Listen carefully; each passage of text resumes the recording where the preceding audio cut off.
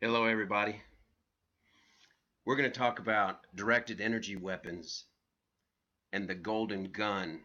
Does anybody remember this picture? This is from the 1974 James Bond film, Man with the Golden Gun. And this is a directed energy weapon.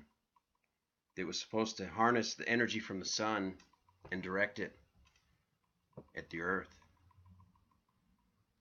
The reason I'm presenting this video right now is because you've got the fires going on in California that seem like they're specifically targeting certain buildings that where the molecules are dissociating and falling apart, disrupting where there's nothing left, and the trees standing around are still green. Nothing's been scorched. So we're looking at something like on 9/11, there were pieces of those buildings. This is proven through many steps, including seismic activity from the fall of the building, did not reflect the weight of all of the materials that should have been falling. They were disintegrated and vaporized by electromagnetic waves. And I'm going to read to you a little bit. I don't have all the answers. We don't have them all yet, but I'm going to start reading a lot on directed energy weapons and pumping out these videos. And as we start to put them out and piece them together, maybe we'll figure something out because we're missing pieces. But let's start here. How about, so this was the golden gun in The Man with the Golden Gun. Now let's see, does anybody remember this picture? This is a directed energy weapon in another James Bond film, Die Another Day, coming from a satellite. We cannot prove there are satellites, manned or unmanned, anywhere. They're either high altitude balloons, drones, mirrors, ionization of seeding and plasma that creates mirrors high in the sky, or they're triangulated from the NEXRAD and the different types of towers that are set up around the world. This is going to be part of our research as well. Let's go back to the old school cool pic of this guy. Okay, now I'm going to read. The Navy report in question states, the U.S. Naval Research Laboratory researched physicists and engineers from Plasma Physics Division working at the High Frequency Active Aurora Research Program, HARP, transmitter facility, Gakona, Alaska, successfully produced a sustained high-density plasma cloud in Earth's upper atmosphere. Okay, folks, I think the HARP is basically outdated. They still do some research and maybe doing something with energy. I think that facility was actually built to create rain in the Soviet Union and over in Russia. If you look up the woodpecker signal that the ham radio operators were finding, and it was coming from Siberia, and then after that we put the station in Alaska. It's just too obvious, folks. Anyway, back to the article. Quote, previous artificial plasma density clouds have lifetimes of only 10 minutes or less, said Paul Bernhardt, PhD of the NRL Space Use and Plasma Section. This higher density plasma ball was sustained over 1 hour by the HARP transmission, was extinguished only after termination of the HARP radio beam. These glow discharges in the upper atmosphere were generated as a part of the Defense Advanced Research Projects Agency, DARPA, sponsored basic research on ionospheric characteristics and effects, the Brioche campaign, to explore ionospheric phenomena and its impact on communications and space weather. Using the 3.6 megawatt high-frequency HARP transmitter, the plasma clouds, or balls of plasma, are being studied for use as artificial mirrors. This is what it's about, folks. They put the HARP frequencies, artificial mirrors in the sky. And that might be what the cloud seeding is about with all of these chemtrails.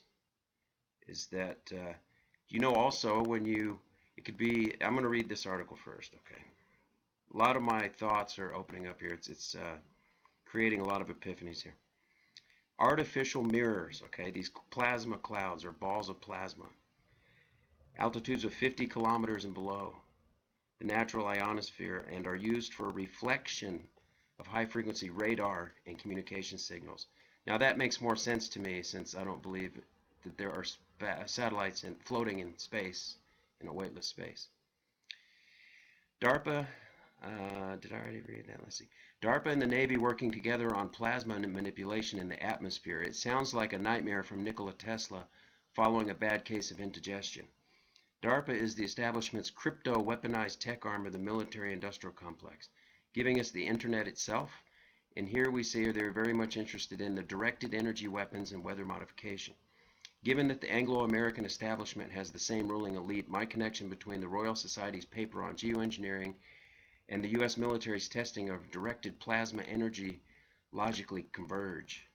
This doesn't sound like your garden variety mass consumption physics we are fed in establishment academia, but something akin to the energetics-based hidden metaphysics I have been speaking of, more along the lines of Tesla and Platonic Aether. Did you learn about directed energy weapons and plasma balls in your college physics course? The cult of scientism purposefully feeds bunk science to the masses. The Stanford VLF group, very low frequency.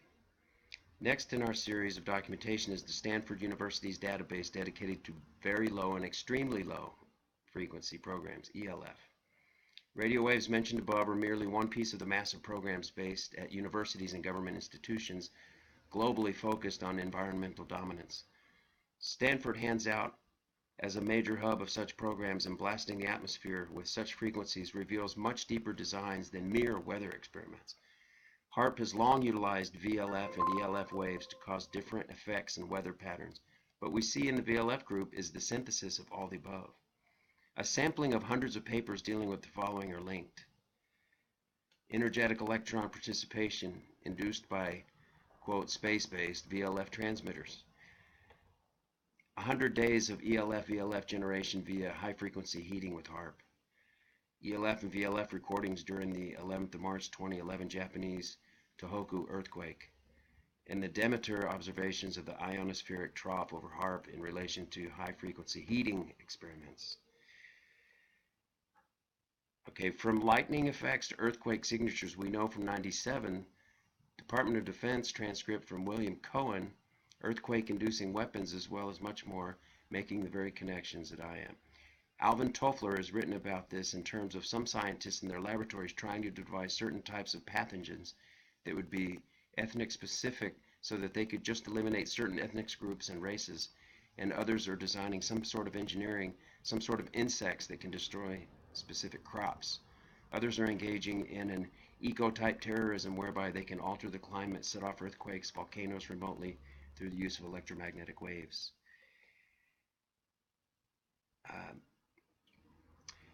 These ends, however, are ultimately for the goals of the establishment with the Manifesto of Global Genocide, from the Georgia Guidestones to Ted Turner to Al Gore to the Royal Society. Globalist technocrats from Brzezinski to Toffler to Bill Gates have also been long vocal on geoengineering and ELF manipulation and their military uses, which brings me to my concluding example. Now we're going to talk about Colonel Michael Aquino. If any of you have been following like the death of Max Spears last year, and if you know who Michael Aquino is, the Army General Satanist from Presidio near San Francisco who started the Temple of Set. Okay, he was the precursor to Anton LaVey, or vice versa in different areas.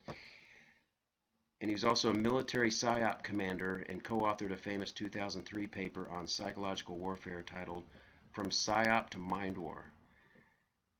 Now, folks, the reason why I'm reading this, I saw that tree in California in the news today burning from the inside out, and it's not even scorched on the bark.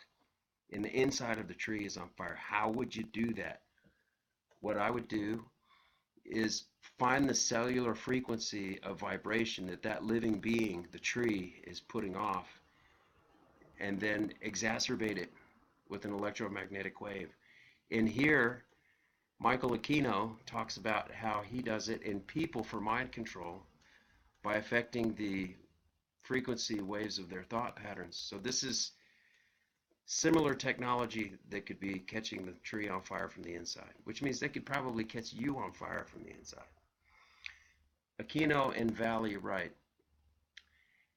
Atmospheric electromagnetic activity. The human body communicates internally by EM and electrochemical impulses. The EM, electromagnetic field displayed in the Kirlian photographs, and the effectiveness of acupuncture and the body's physical responses to various types of electromagnetic radiation, X-rays, infrared radiation, visible light spectra, etc., are all examples of human sensitivity to EM forces and fields. Atmospheric EM activity is regularly altered by such phenomena as sunspot eruptions and gravitational stresses, which distort the Earth's magnetic field. Under varying external EM conditions, humans are more or less disposed to the consideration of new ideas. Mind war should be timed accordingly. Per Dr. L.J. Rabbit's, electromagnetic field constructs add fuel to the assumption unifying living matter harmoniously with the operations of nature. The expression of an electromagnetic field no less than non-living systems, and that as points on spectrums. These two entities may at last take their positions in the organizations of the universe in a way both explicable and rational. A tenable theory has been provided for the emergence of the nervous system, developing not from functional demands, but instead deriving as a result of dynamic forces imposed on cell groups by the total field pattern. Living matter has a definition of state based on relativity field physics, through which it has been possible to detect measurable property of total state functions. The ionization of the air, this is what your chemtrails are about. An abundance of negative condensation nuclei, air ions, in ingested air enhances alertness and exhilaration, while an excess of positive ions enhances drowsiness and depression. Calculation of ionic balance of a target audience's atmospheric environment will be correspondingly useful. Again, this is a naturally occurring condition caused by such varying agents as a solar ultraviolet light, lightning, and rapidly moving water, rather than one which must be artificially created. This has a lot of typos. Extremely low frequency waves. ELF waves up to 100 Hertz are once more naturally occurring, but they can also be produced artificially, such as for the Navy's Project Sanguine, which means the Bloody Project, for submarine communication. ELF waves are not normally noticed by the unaided senses, yet their resonant effect on the human body has been connected to both physiological disorders and emotional distortion. Infrasound vibration up to 20 Hertz can subliminally influence brain activity to align itself to delta, theta, alpha, or beta wave patterns, inclining an audience toward everything from alertness to passivity. Infrasound could be used tactically as ELF waves endure for great distances, and it could be used in conjunction media broadcasts as well. That's why whales, I remember, they can communicate across the entire ocean from continent to continent, because their communications are in such a low wave vibration that we can't even hear it. But the lowest Hertz frequencies travel the longest distances and last the longest and are the strongest at the lowest amount of power. There you go. A master of psychological warfare admits all the connections I made above. Michael Aquino. He's the only colonel in the army that looked like Eddie Munster from the show The Munsters. You know, I think that Eddie Munster was based on Colonel Michael Aquino. Through mass manipulation of VLF waves, the frequencies can be manipulated through the atmosphere, geoengineering, as well as through mediums such as television and media broadcasts. All right, folks, this is just a piece of the research, so I hope you enjoyed these readings here. Think about it, and there's going to be more to read, so please look for the Plain Mundane show to come out with more about directed energy weapons, geoengineering, and chemtrails. Please hit like and subscribe. Ring the bell for notifications. I'm Alex Aquarius.